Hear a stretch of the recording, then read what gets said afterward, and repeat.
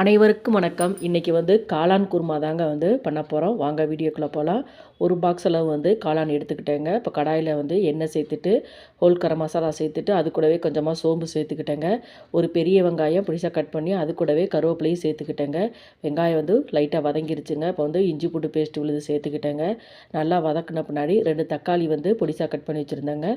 தக்காளி சேர்த்த உடனே கொஞ்சமாக உப்பு சேர்த்துக்கிட்டேங்க. தக்காளி வந்து நல்லா வதங்கி வரட்டும். இந்த சைடு வந்து தேங்காய்ங்க ஒரு அரை முடி தேங்காய் எடுத்துக்கிட்டேன்.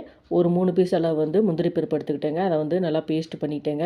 தக்காளி வந்து நல்லா வதங்கின பின்னாடி 1/4 ஸ்பூன் அளவு வந்து மஞ்சத்தூளும், ஒரு ஸ்பூன் அளவு வந்து தனி மிளகாய் தூளும், ஒரு 1/2 ஸ்பூன் அளவு வந்து மல்லித்தூளும், 1 ஸ்பூன் அளவு வந்து கரம் மசாலாவும் சேர்த்துக்கிட்டேங்க.